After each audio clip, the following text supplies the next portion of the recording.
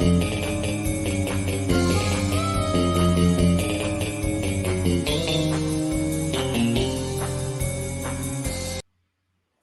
investigators, Mike Evans from the Australian Security Academy with another episode of our CPP 30619 Certificate 3. Sorry, having technical difficulties with the microphone at the moment. For the Victoria Police Licensing Regulation Division compliance for 24 hours of live training for investigators in Victoria. This is part of our commitment to our compliance for that. And we are looking at workers' compensation today. And there'll be some specific areas of workers' compensation that I'll be referring to. Workers' compensation investigations in Victoria could involve you going out to look at accidents that happened with equipment such as forklifts or hoists or cranes, that sort of thing. You may end up in a timber yard where someone hurt their back stacking timber or slipped, tripped or fell. You, the licensed investigator, may be going to a construction site where several workers were injured when scaffolding collapsed, but you will only be doing one particular worker. You won't be doing 7 at one site. Separately, other investigators will handle the other 6. So scaffolding collapses are a common workers' compensation investigation that you will do. This brings up the question, I do not have any scaffolding or construction experience. How am I going to do that? You don't have to have it. You ask the questions and the principal contractor will tell you. And the people who are there that erected the scaffolding, they'll tell you how they erected it at that time. All you need to know is how it was erected and checked and compliant at that time. You don't have to know how to do it yourself. They will tell it for you. So if you have to do any rocket science, you ask the rocket scientist what happened when the rocket didn't take off. That's their job. Your job's just to ask the questions. You will go and investigate accidents in workers' compensation that happened on demolition sites. Now, this is very common, and you, the licensed private investigator conducting workers' compensation investigations, will do that. It may be something that happened at the Melbourne Mint where someone was shoveling coins into the furnace to repurpose them into something else, silver statues or something, I don't know, and they hurt their back. You could end up at a swimming pool where someone slipped on a slippery surface and injured themselves. You don't know, they might have broken their nose and they couldn't go back to work, and you will be there doing a scene inspection and interviewing the witnesses and the person in charge of the insurance for that organisation at that workplace. You may be doing an incident that happened at the safe deposit box storage in Melbourne where someone's diamond ring fell out and squashed someone's toe. I don't know, it might have been a very large diamond. It could be one like I did down in the Yarra River in Victoria, where one of the people in the rowing caught a crab. Now, catching a crab is a rowing term, which means that when you put the oar in the water, it just dug in and it lifted you up and threw you out of the boat. Hopefully you let go of the oar. And the next thing that happened was Emily was in front of the boat. They kept rowing and the next blade came down right on top of Emily's shoulder as she was floating in the water. So she caught a crab, was thrown out of the boat. So I had to go and investigate that. She was a professional rower. So it was a workers' compensation claim.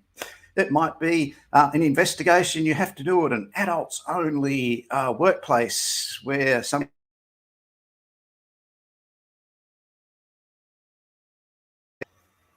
microphone is really playing up. It could be something to do with a tram accident. It may be an investigation you have to do for, I don't know, the Melbourne Yacht Club, and at a wedding function there, something happened and it was to a worker at the work. Going to go and do it there. Microphone is really playing up. And you might have an investigation at the Crown Casino. So this is the context for what we're talking about today with our workers' compensation investigations.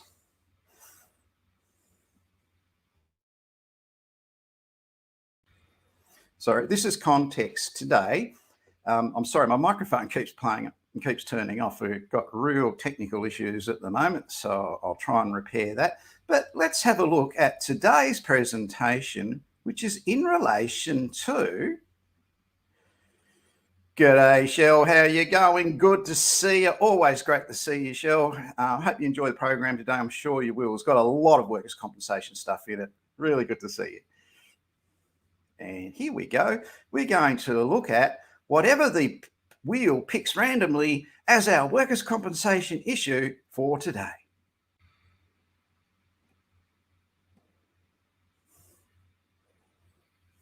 No, we're not. We're going to try again. This is live, people. It's live with me in charge of it, which always means it's going to be issues. I think I've got to get rid of... G'day, Renee. Good to see you, Renee. Glad you could drop by. Now, we will try and get our presentation going on as chosen by the wheel.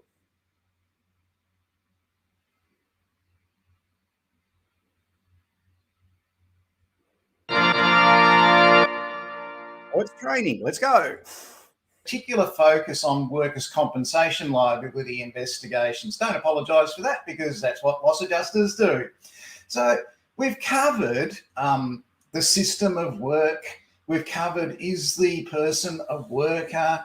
Now we've covered the supervision yesterday, and now we've come down to the other issues of training and personal protective equipment. Now, makes sense, doesn't it? A new worker to a workplace is going to have an induction, and they're going to receive training in what to do, and we are going to be onboarded in relation to what personal protective equipment we're going to use and have to use and how to use it, and all that's going to happen, and that's a standard expectation across every industry in Australia, from officers in the city, in the CBD, through to, I don't know, construction sites, forestry, aquaculture, agriculture. They all do that. Now, have you ever complained about your job? Have you ever come home to your loved ones, come through the door and moaned and complained about the last week's work that you've had to do at work? Put your hand up. Okay, we've all done it. Here's an example of what can go wrong when you don't get any training. This guy's whole working life, entire working life, of his first job to his last job was 59 seconds.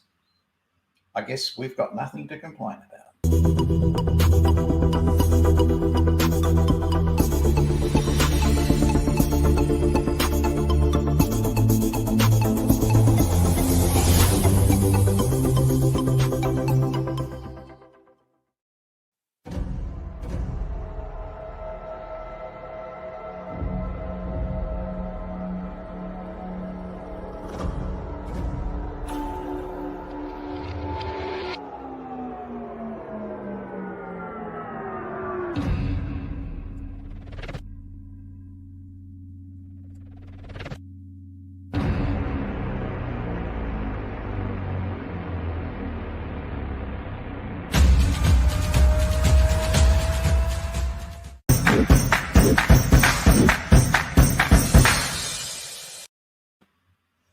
Eric's whole working life, 59 seconds in length.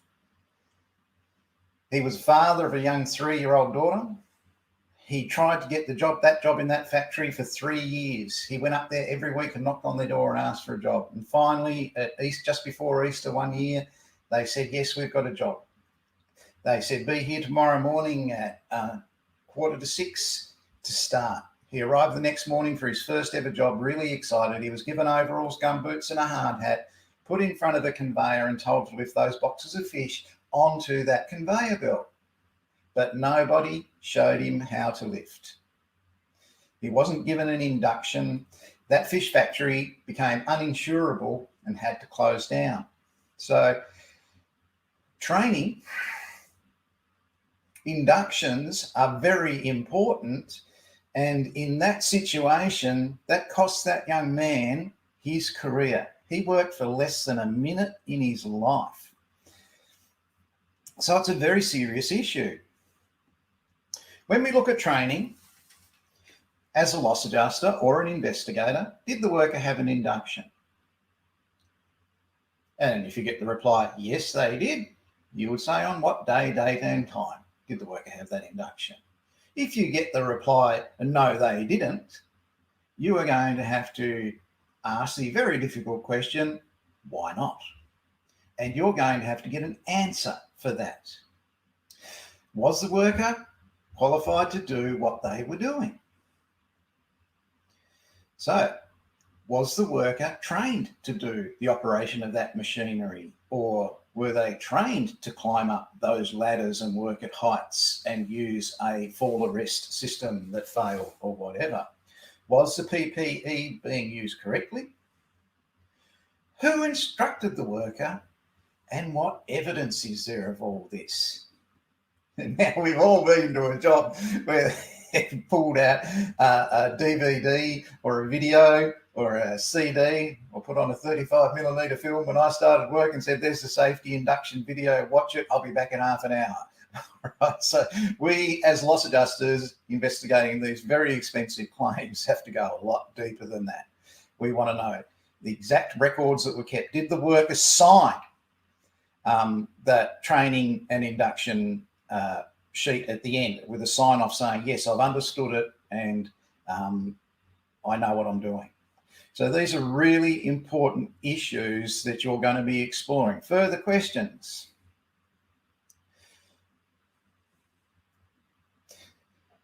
What training has the worker been given? Now, you go to workplaces today and you see the certificates on the wall, and there is certificate 2 in this and a certificate 3 in that and a certificate 4 in this or a diploma in that. So when the workplace puts these people through those training programs, they might be nationally recognised and have a certificate and units of competency, and you can get copies of those. There might be ongoing training programs in the workplace conducted by consultants or training providers. You'll need to get the materials, the PowerPoints, the lesson plans, all that sort of thing in relation to it. Who was that training done by? What days, dates and times was that training done? How can you be sure it was done properly? What standards apply to that training? So there was a case in New South Wales just last year where the person in charge of eye care decided that his wife was going to do all the training for eye care in New South Wales. Now, I don't know whether that was office admin training or it was safety training or it was advanced accounting training. He's never been called to account about that, nor is she, and they got paid a huge amount of money for that. What standards applied to that training? Oh, I'm married to the CEO. Well, no one's really going to question that, are they?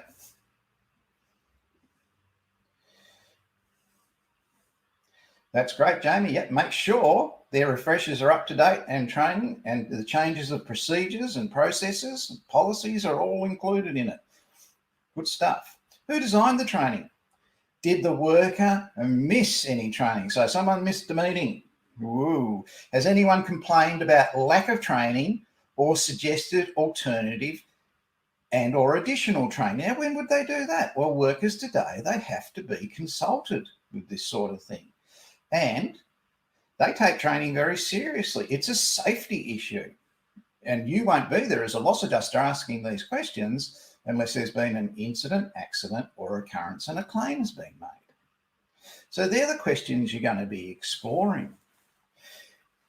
As loss adjusters, one thing we always turn to when it comes down to issues that we are faced with where we can do our research, and it's abundantly available on the internet, are case law. And you can jump on the internet and you can get the case law in relation to Bevan v. Wagner, Industrial Services Proprietary Limited, and you can see that the gentleman involved who made the claim against Industrial Services Proprietary Limited was trying to open the door in a truck, and he was trying to open it from the inside. It was a locked door. He was using a pair of vice grip pliers. He was leaning across in order to do that, and as a consequence of that, he hurt his back. He put in a claim for workers' compensation, and that claim was rejected. And the magistrate argued that, yes, he had received training, but he's also received training in not leaning across and trying to unlock things by extending himself further than he should have. So an ergonomics expert was called in, and this person's claim did not get up. Now, what's the big issue in relation to that? The case demonstrates the continued difficulty with employee faces against employers for personal injury claims. Despite the lack of adequate training provided by an employer, an employee still bears the onus of proof in proving to the court that the system of work creates a risk of injury, and further that the employee would have acted differently on the day with training. The court must also be satisfied training would protect the employee, not just the chance it could or might in the future. So that employee leaned across the truck and injured himself trying to open that door with a pair of vice grips, which released suddenly, causing him to fall over. So highly emotional issues these, but it comes down to how the incident happened, what supervision, what instructions, what training, what inductions were given. And what he was doing was a daily process that he was trained in. Now, another important one, Michael John Perkins versus Woolworths Limited. Now, Mr. Perkins was decided for in favour to the tune of $650,645.38, despite Woolworths' protests that he injured himself as a plumber and not working at Woolworths. And they argued this and argued against the decision, but the magistrate said no, he hurt his back at Woolworths, not when he was plumbing. So really worth a look and a read, that one, if you can go and Google it. Michael John Perkins v Woolworths Limited. If you can't remember that, tomorrow the replay of this live stream will be here on our YouTube channel. Just type in Michael Evans Investigator Australia and that YouTube channel will come up, and you will be able to watch the replay and see Michael John Perkins versus Woolworths Proprietary Limited if you can't remember that. So training and inductions are very important in relation to the work being carried out by the worker. By those methods and constant toolbox meetings and references to safety and wearing and using PPE, it reduces the chance of someone being injured in the workplace. Now, the other thing with PPE, personal protective equipment, is you might be provided with it, but were they using it at the time? Was the worker using that personal protective equipment? Now, some people claim they get hearing loss at work, but they refuse to wear earplugs. They're offered earmuffs and they refuse to wear them as well because they can't chat to their co-workers or yell to them over the noise of the machinery. So it's really important to establish what we spoke about yesterday under supervision. There is a policy, process and procedure for wearing personal protective equipment such as hearing protection. How is that enforced? Does the supervisor walk around the factory floor and say, hey mate, put your PPE on and your hearing protection in, please? So is it taken casually by the workplace, or are the people issued with a warning as a result of not wearing that? Now, that might seem very harsh, but it does assist in preventing that hearing loss. It's not there as a casual thing to be treated carelessly or recklessly. It's an expectation in the workplace that an employee with the duty of care to her or himself and others will use PPE, personal protective equipment, and they will use it correctly. So they're not just hanging it over their shoulder, they actually have it in their ears. So their hearing is maintained and protected. Again, you can Google case law and have hours of fun as a loss adjuster or an investigator in looking at court decisions on personal protection equipment and how it was used or not used. And there should be things such as warning signs saying wear hearing protection or wear your protective helmet or whatever it is. If there's an accident and the person is wearing personal protective equipment provided by the employer, one of the things that you must check is what condition was that personal protective equipment in. They're all supplied with work boots or gum boots. Are they worn down? Are they replaced regularly? How often? What kind of condition do they have to be in to be replaced? It could be something as simple as rubber gloves in a factory. What it is doesn't matter until the issue comes down to, was it required to be worn? Was wearing it, not wearing it or not using it correctly the result of a contributing factor to this incident, accident or occurrence or claim? And was it in good condition? So the training of the worker is very, very important. Now, sometimes that can be ongoing training, as Jamie said, to keep up with relevant changes, that sort of thing. Workplaces are never static, they're constantly evolving. Last year, we had to get used to the fact that in the workplace, we were going to be wearing face masks. On aeroplanes, the airline staff would be wearing face masks too. So we had to change with that requirement for that time in those workplaces because it was an occupational health and safety issue. So that wraps up our workers' compensation component of our loss adjusting program. Thanks for watching, people.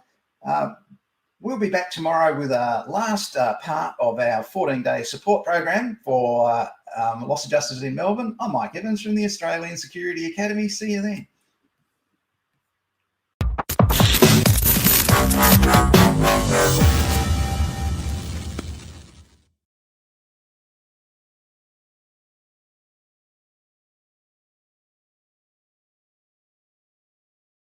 As life is going longer, I try to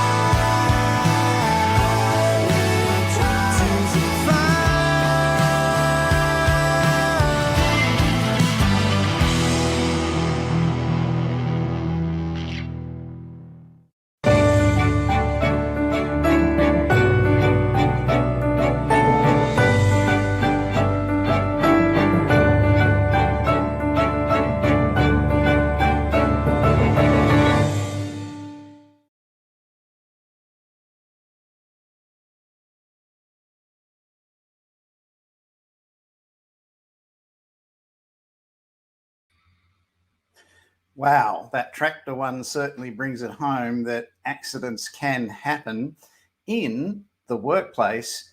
I'm really happy to be able. My microphone is really playing up. Really happy to be able to tell you that young farmer is now back at work with 2 prosthetic arms.